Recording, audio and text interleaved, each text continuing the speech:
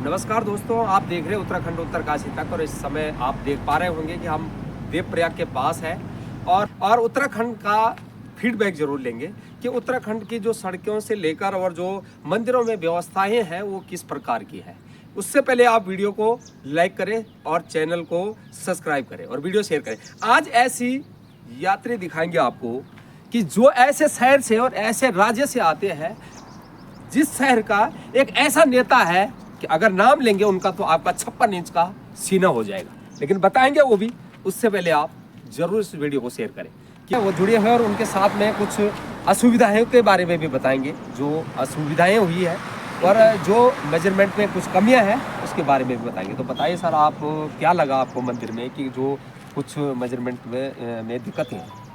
पहली बात तो मैं ये कहूँगा कि हम उस शहर से आए हुए जो शहर पूर्ण भारतवर्ष में मध्यस्थ है, यानी मध्य बिंदु हमारे महाराष्ट्र से, और वही महाराष्ट्र नागपुर से हमारे गर्व के जो सांसद है माननीय श्री नितिन जी गडकरी, जो पूरे देश में नेतृत्व करने की क्षमता रखते हैं, ऐसे एक सिटी से ऐसे सांसद को चुन के देके हम वैसे भी से छोड़ो उत्तराखंड तक कहाँ से कहाँ चला जा सकता।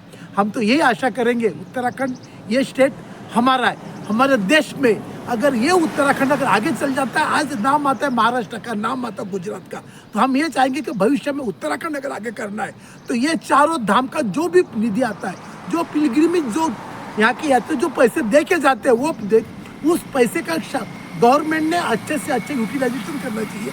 और उसके लिए वहाँ पर ट्रस्ट को इस टाइप से वहाँ पे एक IAS ऑफिसर सर के लोग वहाँ पे बिठा के पूरा प्रशासन अपने हाथ में लेके उसकी अगर अच्छी अगर कर लिए तो शायद हो सकता है उत्तराखंड के ये चारों धाम सब पूरे इंडिया में नहीं, भारत में नहीं, पूरे जग में भी प्रशस्त हो जाएंगे, ऐसे लगता है।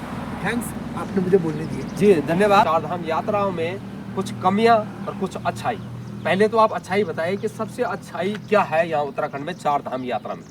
चार धाम यात्रा में तो है पहाड़ी का सौंदर्य भरपूर है, घूमने की मज़ा आ रही है।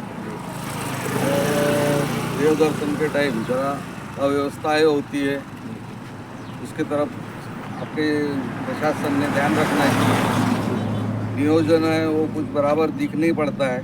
हम महाराष्ट्र से बिलोंग करते हैं, हमारे महाराष्ट्र में संत गजानन महाराज शेगांव ये स्थल है, एक बार आपका यहाँ का प्रशासन उसको जाके देखे और समझे कि क्या होता है। बिल्कुल सही बात है आपका कहना, लेकिन आपको मंदिर में क्या लगी व्यवस्था है? मंदिर में क्या कमियां लगी आपको? मंदिर के पास जो क्या दिक्कतें लगी? लाइन लगती है, वो एक केरी लाइन लगती है, मगर जैसा कि अपना बद्रीनाथ धाम देखे, बद्रीनाथ धाम पे वो मंदिर के गेट के पास तक सिंगल लाइन है, मगर वहाँ से कम 10 फुट ऊंचाई पे चढ़ना पड़ता, तो एकदम 10 की रो हो जाती है। वो वहाँ पे ना रेलिंग है ना कुछ है, एक आधा कुछ हादसा होने के यहाँ का प्रशासन इंतजार कर रहा है क्या, ये हमें समझ में नहीं आ रहा था। और वहाँ पे अगर थोड़ी सी सुविधा की है, सिंगल रो में अगर दर्शनार्थी को जाने दिया तो उनको सुलभ व्यवस्था के साथ दर्शन मिलेगा और भगवान जी का आशीर्वाद मिलेगा। सर इसमें मेरे सबसे पहले ये बताया कि मैंने दर्शकों को बताया कि आप ऐसे राज्य से हैं जहाँ पर एक नेता ऐसे है कि 56 इंच का सीना हो जाएगा। जरा दर्शकों को बताएं कि कहाँ से आप, कौन से शहर से आप? मैं एक्चुअली नागपुर महाराष्ट्र से हूँ, और हमारे जो नेता जो जिनका पूरा सांसद हो और जिन्होंने इस महाराष्ट्र के पूरे भारत में रास्तों का जाल जो बनाया है, हम यहाँ पे आके जो हमको यहाँ पे पता चला, जिसके बाद हमको जो रास्तों की तो कोई असुविधा नहीं हुई, बहुत जगह में हमको अच्छे से जाने में प्रॉब्लम नहीं रहा, कुछ नहीं रहा। लेकिन जब हमारे मराठी में एक बात होती है कि जब ये उम्र के एक पड़ाव में आने के बाद एक चार धाम यात्रा करनी होती है, उस टाइम में जब हम लोग यहाँ पे जाते हैं, जब यात्रा करने पहुँचते हैं, यहाँ पे पुलिस प्रशासन बहुत अच्छा है, सब के बारे में हमारे कोई नहीं। लेकिन जब जैसे मंदिर के पास जाते हमको वहाँ की असुविधा जो ध्यान में आ गई, और जब हम ये ऐसी टाइम पे आ गए कि यहाँ पे अभी वो यात्रा है ही नहीं। जब यात्रा नहीं होने के बाद यहाँ पे जो मंदिर के आजू बाजू में जो असुविधा होती है, वहाँ पे हम तो ये चाहेंगे कि एक भगवान के नाम से एक हमारी आयुष्य की जो इच्छा थी वो पूरी हो गई है।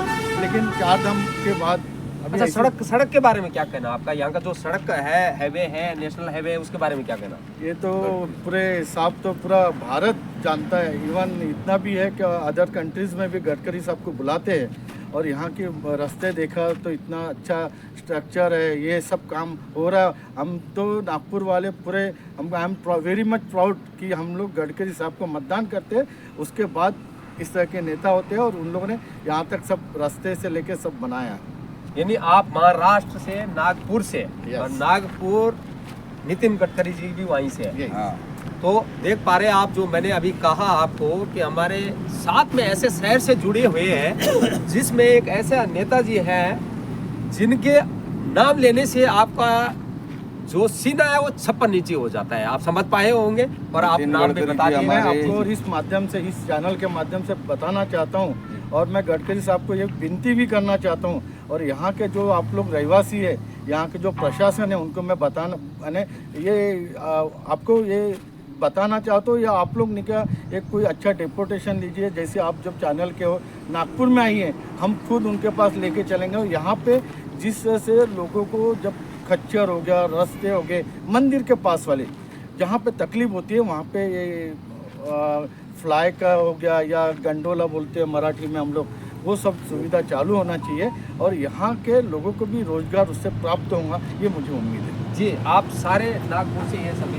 हाँ सारे ना देखिए हमारे साथ सभी लोग जुड़े हुए हैं और देख सकते हैं सब नागपुर से हैं और हमने अभी खास बात इसलिए करवाई है और इसीलिए हमने इस खबर बनाने का प्रयास किया है कि हमें नितिन गडकरी जी का काम पसंद आता है और वो पूरे, अभी कहा भी भाई साहब ने कि पूरे देश में, बल्कि पूरे देश में नितिन गडकरी जी का जो काम है वो लोगों को पसंद आता है। लेकिन पर्सनली हम कह रहे हैं, लेकिन आज मेरे साथ उसी शहर के यात्री है जो कि नागपुर से है, इसीलिए हमने इस खबर बनाने का अनिवार्य समझा और बनानी भी चाहिए, क्योंकि अगर कोई नेता अच्छा प्रयास कर रहा हो, उस क्षेत्र के कोई भी लोग हमारे पास यात्रा करते हैं हमारे साथ, तो हम उनको जरूर अपने चैनल के माध्यम से अपने क्षेत्र के लोगों तक पहुंचाएंगे कि किस तरह उनके क्षेत्र में जो व्यवस्थाएं वो कैसी बनती है और हमारे क्षेत्र में जो कमियां हैं वो क्यों है।